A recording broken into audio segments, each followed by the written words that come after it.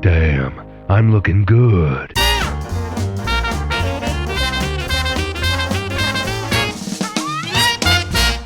A while back, I've reviewed a rally game named Colin Mcrae Rally 2, which is considered as one of the greatest racing games of all time, rivaling such titans as Need for Speed High Stakes or Gran Turismo 2, and my experience with the game was very solid. However, this time around, I'm going to review another rally game, but which one?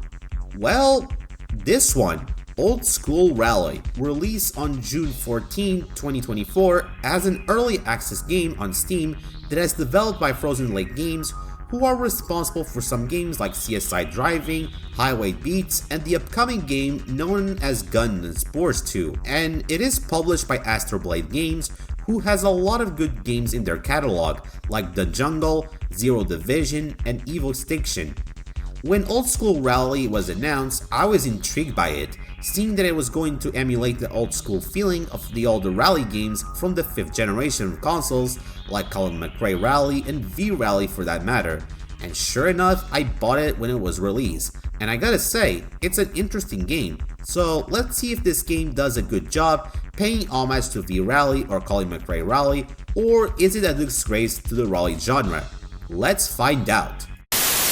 If you have played Colin Mcrae Rally 2 before, or any other rally game for that matter, you know that the goal of a rally game consists of getting the best time on a rally track. That means learning to take corners in the correct and fastest way possible and not damaging your car in the process. Old School Rally does it in a very simple but effective way in its own merits. The game has a rally mode which is self-explanatory, consisting of racing numerous cups that, by winning them, grants you extra cash as well as an extra car, which is very nice. Much like in Colin Mcrae Rally 2, after beating 2 stages in a rally event, you get the chance to go to the service area, which, if you have played any rally game, you know where this is going. Usually the service area allows you to fix the car or adjusting some elements like suspension, brakes, etc. While in Old School Rally, you can't adjust these set parts. You can still fix your car, but you have 60 minutes to fix it, and each bar wastes 10 minutes. So be careful not to damage your car that much. Talking of which, each time you hit a wall, trees, or anything of sorts, not only you take cosmetic damage, your car will become more unusable when it comes to efficiency. So, like I said, try to take corners with finesse if you don't want your car to become total junk. While Old School Rally's service area lacks adjustment parts like suspension, brakes, transmission, this isn't much of a complaint since it's trying to be an arcade rally game as opposed to a simulation rally game, and there's nothing wrong with that if you ask me.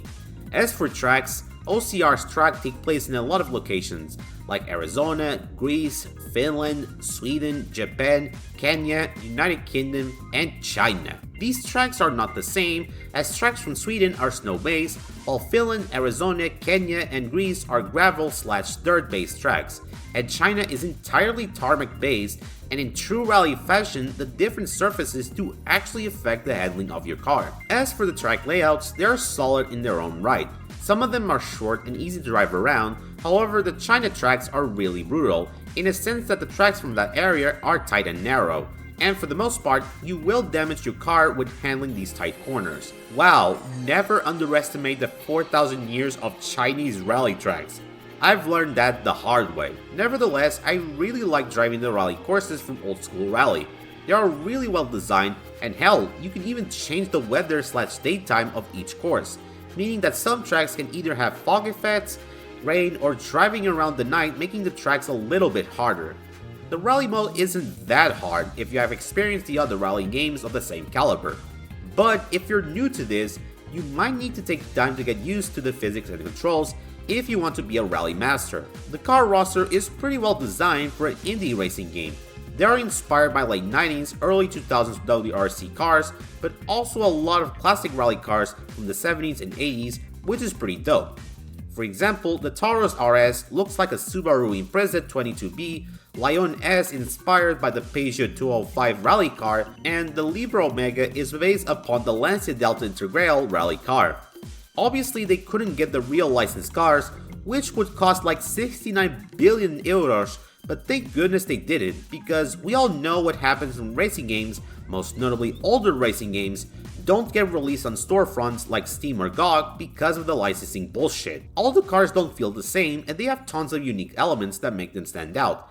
And the cars are divided by classes, meaning some Rally Cups requires you to use a car from a specific class.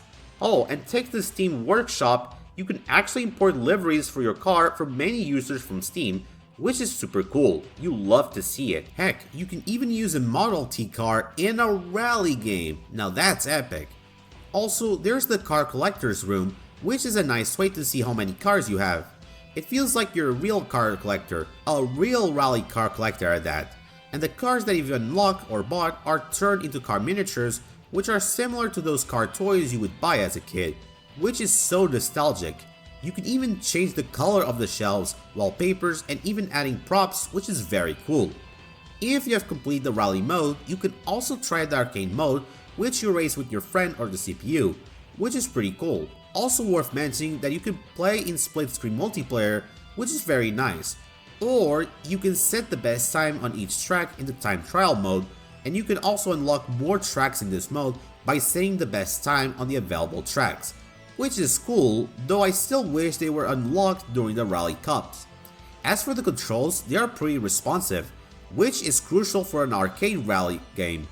It supports triggers for gas and brake respectively, not to mention you can adjust both the steering and brake sensitivity if you think that the brakes are not that responsive, which is awesome, and it also supports both keyboard and controller, which is very nice. For an indie rally game that is trying to emulate the visuals of older rally games, Old School Rally looks pretty well. It feels like a lost racing game on the PS1. Speaking of which, you can emulate the dithering and texture warping, which is very pleasant for PS1 enthusiasts such as myself, aiming for that sweet PS1 experience. It really resembles the graphics from Colin Mcrae Rally 2, and while it's not as complex as that game, it's still great in its own right. It also runs great on my Linux machine, with an RX 7800 XT and R5 7600X, and using Proton running at 1440p, it looks smooth and crispy as heck. As for the Steam Deck, it also works flawlessly too, so at least there's that. The music of Old School Rally is pretty upbeat and adrenaline intensive. It's composed by a lot of artists like Saturn, Soulbringer, and Statement. There's a lot of techno, rock, and adrenaline music added to the mix, and it's very addictive to listen to, making the rally experience much more tense and fun.